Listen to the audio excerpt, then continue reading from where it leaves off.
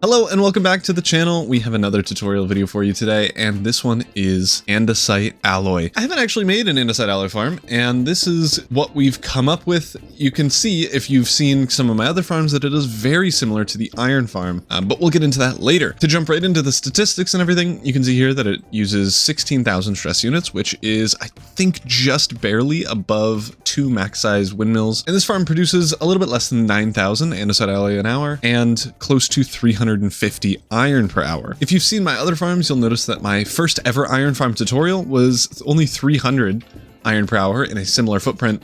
So this one's faster and you get 9,000 andesite alloy. You can obviously reduce that and modify it to your needs, but that is the default configuration here. This farm uses all of the default create mod and vanilla Minecraft recipes, but there are a couple of caveats. First of all, you're gonna need an infinite lava source. An infinite lava source is semi-easy to do.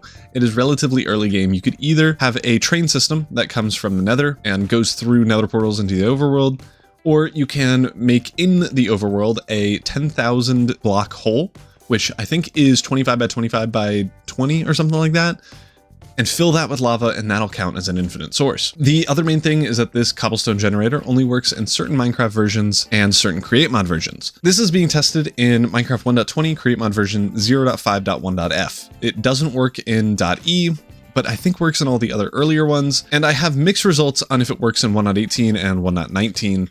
So if you're playing in that, just paste the schematic in a creative world before you do it in your survival world to make sure it works. The other thing that I need to mention is that some mod packs and mods, specifically Valkyrian Skies, doesn't let filtered funnels pick up items from the ground.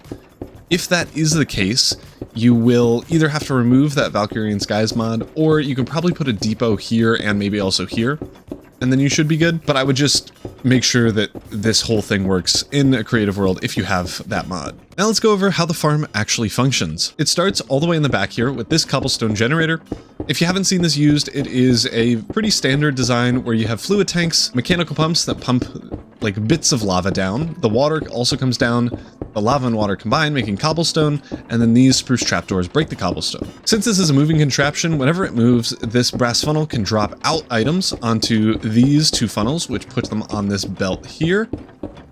And once that happens, it goes back onto this belt and into that andesite funnel, which leads into 2 chests, 2 sets of crushing wheels, and then that gets crushed into gravel. The gravel, if available, goes into this press, which is going to be generating andesite for us. If this basin is already full and you have enough andesite, the gravel instead gets cooked, or I guess water pushed, something, gets wetted into iron ingots and flint. Flint is dropped out here or deleted, depending on how much flint we have. And then the iron nuggets are crushed into iron ingots, which is how we get that 300 iron per hour.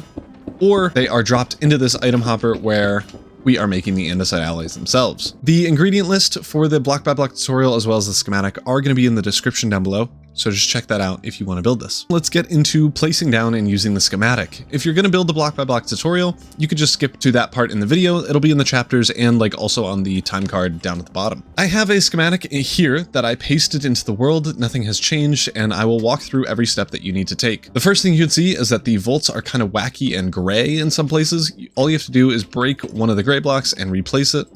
And the same thing for this one, you'll probably have to break 2 of the 3x3 volt.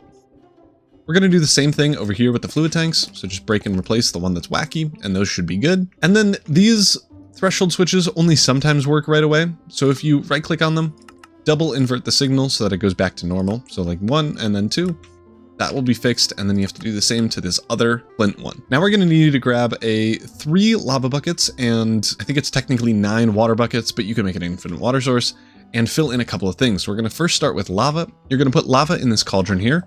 Oops. Lava in this cauldron here. There we go. So that any extra flint is deleted, and water in this oak leaves. Now we're going to need to put 1 bucket of lava in each of these fluid tanks. The easiest way to do that is to just get a mechanical pump, or 2 if you want to be fast.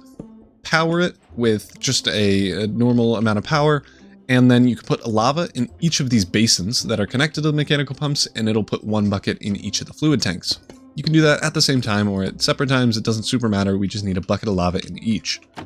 Then we're going to open up some of these trapdoors, and we're going to need to place water in.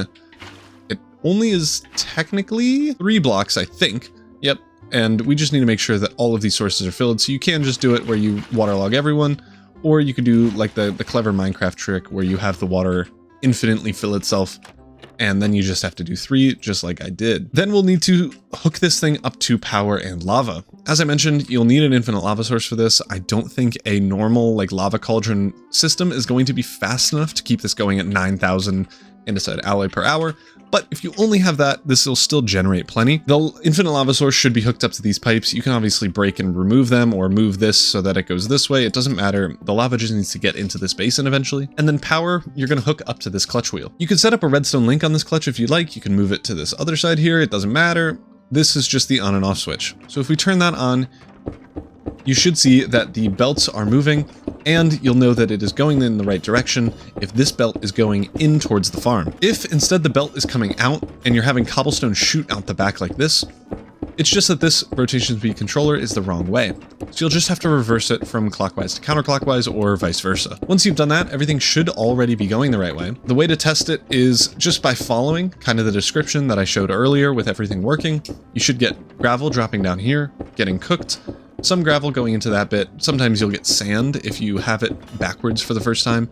Sand shouldn't happen again. You should have gravel coming in here, gravel going into the item vault, with iron nuggets dropping out here and into this hopper. Both of these funnels should be powered at the beginning, and if they're not, just do this double invert signal thing so that it goes back to red on the top for both of them. Now let's get started with the block by block tutorial. You're going to need to set up a 5 wide by 13 deep area that is 7 blocks tall. The floor is not going to be included in the farm, so you can do with that what you will, but we are going to need this set of space. And once you have that, we can get started. We're going to start this build in the back side of the farm going forward so that we can walk through each step of the process when it's generating cobble, into gravel, and then into the andesite alloy and iron. So to start, we're going to come to the back right of the farm, and then we're going to come in forward 1 block and place in a temporary block here where our rotation speed controller is going to go. We're going to set this to 256 RPM. Doesn't matter what rotation for now. We can change that at the very end once we turn on the farm. Going into the rotation speed controller is just going to be a clutch, and this is where our power is going to be coming in from. So you can set that up now or later. If you set it up now, just make sure you turn on the clutch because we don't want this thing spinning while we're building it. We want this large cogwheel facing towards the front of the farm going into a gearbox. The gearbox is then going to go into a shaft. As you can see here, this shaft is going to be bringing all of our cobble over and eventually into this chest. We're then going to place down a temporary block and then the other set of shafts, and we're going to connect those 2 shafts with a belt that should be 3 blocks long. On this gearbox, we're going to connect up 2 shafts, and then we're going to place a temporary block and then place 2 more shafts here. You can then break that temporary block, and then we're going to connect both of those shafts again with a belt, so they should be 3 wide and a set of 2. Now we can get in the andesite funnels. So on these belts, we're going to place andesite funnels with a shift right click so they're facing downward. And then we're going to grab 2 temporary blocks and place 2 more at the end, deleting those temporary blocks.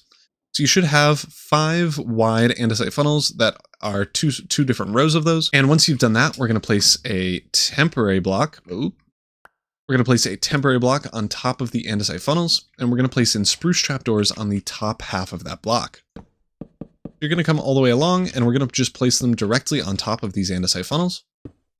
And you should have, again, a 6 by 2 wide area of just spruce trapdoors. We're then going to place a temporary block on top of the spruce trapdoors and place in our first gantry shaft. We're then going to place another one right next to it, and then we're going to shift right click one and then place one final one. So you should have 2, a little gap thing here, and then 2 more. The use for this is that if there was a gantry carriage here and a separate one here, they will go opposite directions even though this gantry shaft itself is going the same rotational direction, which is kind of interesting. You can see that here with the kind of art on the gantry shafts themselves. They are turning different ways. You can then delete this temporary smooth stone block, and then we're going to get in our gantry carriages. You're going to place one on the far left of the farm and then one on the left side of the second set of gantry shafts. And then in the center, we're going to place a barrel. Directly underneath the barrel, we're actually going to need to break this andesite funnel and place a temporary block with a brass funnel coming out of it. Make sure it's pointing outwards. If it's not pointing outwards, your farm will not work, and cobble, when you turn on the farm, will just shoot everywhere. On either side of the funnel, we're going to place in a linear chassis. If you hold your wrench over the linear chassis, you'll get a number on it. If you right click and hold, you'll be able to access this console and drop it all the way down to 1. If you don't do this, the farm will not work, because if there's another block here that isn't glued to the contraption that we're going to make in the future, then this will try to move it and it just won't work. So make sure you set this down to 1, and you're going to do the same for the other one here. So hold right click and then drop the distance down to 1. We can then break and replace that temporary block with a funnel. Make sure the funnel is facing downwards, so you'll have to shift right click to do that. And then we can get in a bunch of different glue sections here. We're going to right click both of the linear chassis with our glue, and there should be glue on the face of the linear chassis itself.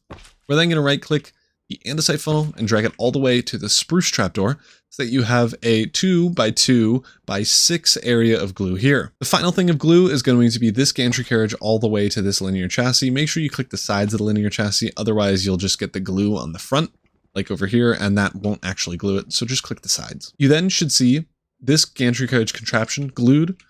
All of it needs to be glued. Make sure you have a barrel, make sure this brass funnel is facing outward, and then this separate system should be glued, and you should have both linear chassis set to 1 on both with glue on the faces, so that when this gantry carriage contraption moves back and forth, it will take the andesite funnel and spruce trapdoor contraption with it. Then directly on top of these spruce trapdoors, we're going to place in our mechanical pumps.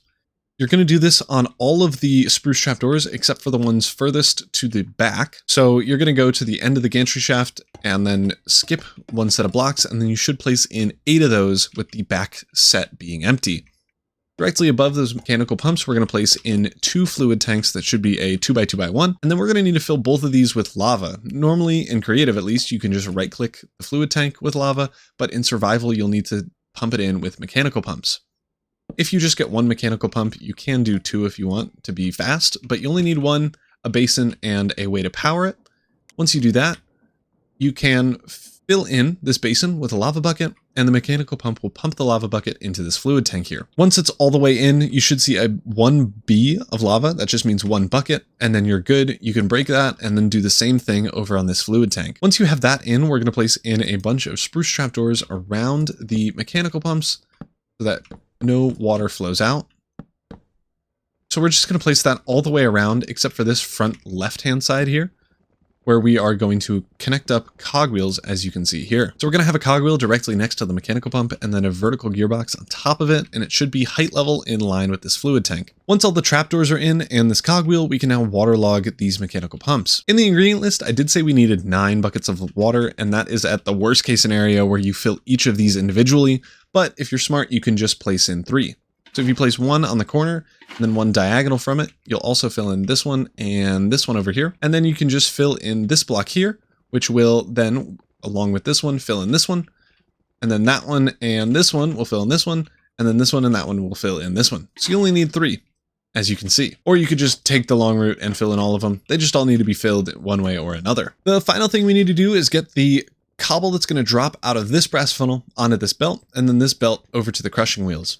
So to do this, we're going to place in 2 andesite funnels facing inwards towards the belt here. You should see that the arrows of both are going inwards towards the belt. Once we've done that, we can place it in a shaft kind of perpendicular to this belt system here. Then we're going to place it in another shaft 1 block above it, which is in line with these andesite funnels, and we're going to connect those with a belt.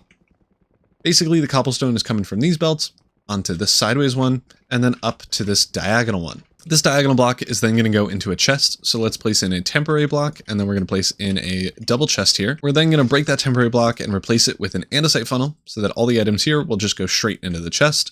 And then directly below the chest, we're going to place in 2 smart chutes. You don't have to set the filter for these, but I would, just because if any items that aren't cobblestone get in here, you don't want them being crushed. Once we have the smart chutes in, we can get in the crushing wheels, but first we need to get the blocks to place them on. So we are going to place a cogwheel that is not connected to this belt, but is like kind of perpendicular to it, that we will get in a cogwheel connection into later.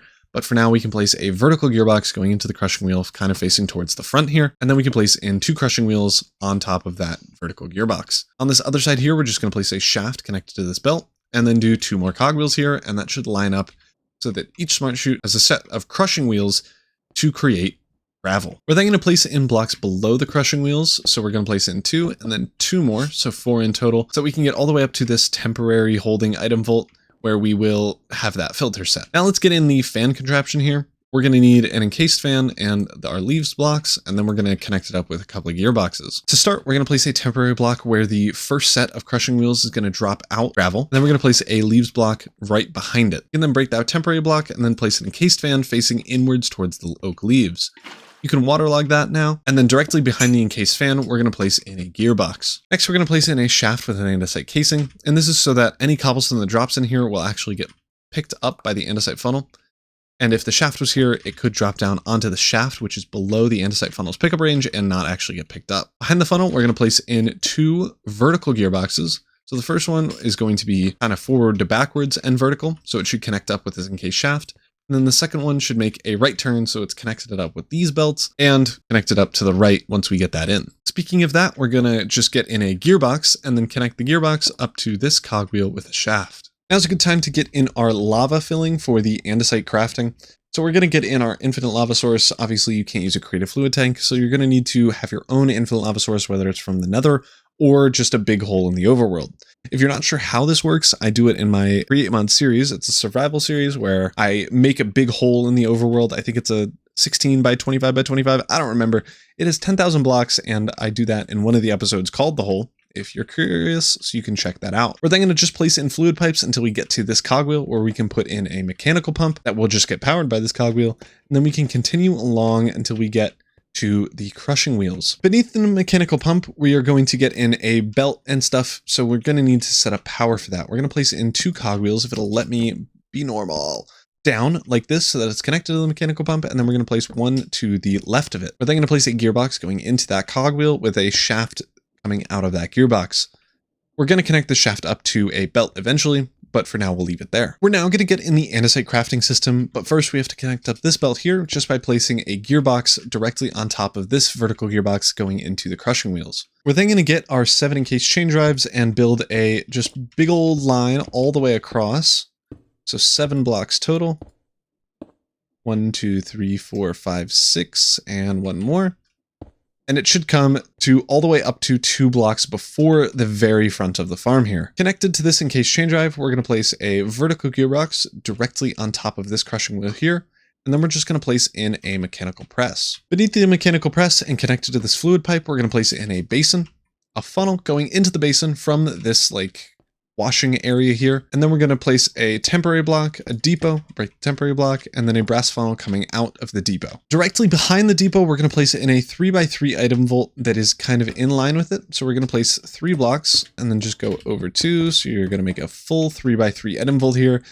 And it should be positioned on the far left-hand side, 1 block above the base of the farm. We're then going to place in a brass funnel going into the item vault there, a brass funnel coming out of the item vault onto the depot. And now we're going to need to set a lot of these filters. So you're going to need to get andesite, gravel, iron, and flint, and then we can get started. First, we're going to set the filter of the basin to andesite only. This will make sure that we don't make any polished andesite by accident. And then above the basin at this top brass funnel here, we're going to set the filter of this to flint. This will have it so that any flint gets dropped out and then gets used for crafting there. Back on this main side, we're going to set the filter of this brass funnel to gravel. And then we're going to grab a list filter and put in iron nuggets and flint. And once we've done that, we can put that in this brass funnel here. We're then going to get in our trash and iron systems. So we're going to come again over to the right side of the farm here and place in a funnel coming out of the item vault on either side of this edge block here in the middle. Above this item vault in the back, we're going to place a threshold switch. We're going to flip it around and we're going to just scooch this down to 50% and 25%. So you should have red at the top, darker red that's not powered at the bottom. And once we've done that, we should see that this brass funnel is lit up here. We're then going to set this funnel's filter to flint again, and we're going to place in a cauldron right below it with a lava bucket in it. This will just drop out any excess flint that we get in case we're getting too much of it. On this side here, we're going to set the filter to iron nuggets, and directly above it, we're going to place in a mechanical press and rotate it so that the kind of shaft in the center is going forward to backward. Directly below that, we're going to place in a basin, and we're going to need to grab an iron ingot, or you could do an iron block if you want to craft only iron blocks to go into the storage system, but we're going to get an iron ingot so that this basin only creates iron ingots. I know I mentioned we were going to get this shaft connected to a belt, and that's what we're going to do now. We're going to go to the very front of the farm on the left-hand side and then back 1 block. So I guess the second frontmost block. And we're going to place in a shaft. Directly in front of that, we're placing a block. This one's going to be permanent. This is just going to prevent any items on the belt from flying off into oblivion. And speaking of that, we can get in our belt now. You should have this connected to this shaft all the way down, and this andesite basin should be dropping out andesite, or at least have this like funnel outy bit going down onto this belt. Coming over the front of the farm, we're going to get in our andesite alloy crafters here.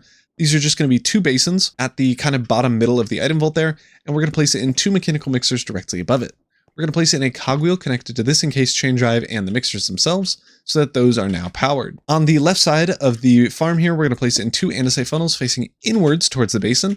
This is going to have so that any andesite that is dropped off goes into these basins to make the andesite alloy. We're then going to get a brass funnel coming out of the item vault like this, and then we're going to need to just place a temporary block and then a depot above it. So you should have the depot kind of diagonally above this basin here. Then we're going to get an item hopper going into the depot. Pointing into the hopper, we're going to get a threshold switch. You should have a little arrow indicator that points towards the hopper. And if you right click on this, we're going to invert the signal so that the red is on top. And again, we're going to go up to 99% up at the top and then go down to 50%. What this is going to do is this iron is not going to be crafted until this hopper is 99% full, which means that this is already finished dropping out all of its iron nuggets and these can't go fast enough. If that is the case, we make a couple of more iron ingots just so that we have some extra iron to make. We do need to set the filters to both of these basins to andesite alloy, so make sure you do that. And then on the side of this hopper and depot, we're going to place it in 2 brass funnels coming out of both of those things going into the basin. This is going to drop any iron nuggets into the basin so that it can be converted into andesite alloy. Now is when we put in our storage system. Obviously, you don't need to do an item vault, but that's just what I do here. If you're not doing an item vault, you can kind of ignore this step, but we're going to have 2 shafts coming here, and you should have this basin drop out onto it, and then we're going to have a depot in front of it so that this basin does the same. If you're doing the item vault thing like me, we're going to place in an item vault here with an andesite funnel going into it. This basin should still be able to dump items out here. And once we have that item vault in, we're just going to make a 2x2 and it should connect like so. We're going to just copy over this same belt and depot system here for the iron ingots. And then we're just going to place in another andesite funnel again going into the item vault. The final thing we need to do is connect those 2 belts that we just placed up with this one since it's already moving.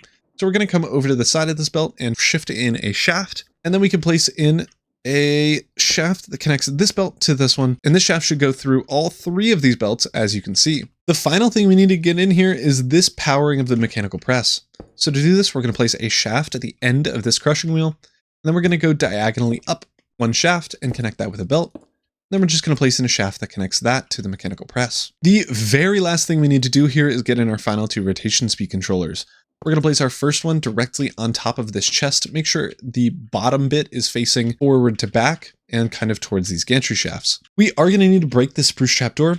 There isn't any redstone beneath it, so you can have water flow out if you want, but you don't have to. You can break and replace it easily. Just replace it with a shaft here. We're then going to place a cogwheel on top of the rotation speed controller, and then we're going to edit this number here to go to 170 RPM. The direction does not matter at all, so you can do that either way you'd like. And then we're going to place in another rotation speed controller with another cogwheel on top. And this one we're going to set to 8. Again, the rotation direction does not matter. It's just the speed that we care about. What's happening here is that power is going to get pumped through the bottom, get turned over to 8 RPM, which is going to go through here and power these mechanical pumps at 8 RPM. And then the 8 RPM is going to get converted back into 170, which will power these gantry shafts to move this thing back and forth pretty quickly. The final thing we need to do here is on this encased chain drive, just place in a gearbox connected to this rotation speed controller, and we should be good. We can now turn on the farm for the first time. I will almost certainly have missed something, so please don't leave the video just yet. We do need to set this up to power. You can do that with the clutch on or off. It super doesn't matter, but we should see cobblestone being generated and it is backwards. Perfect. If it's backwards, all you have to do is switch this rotation speed controller to the other direction. Once you've done that, all the belts should be going the right way.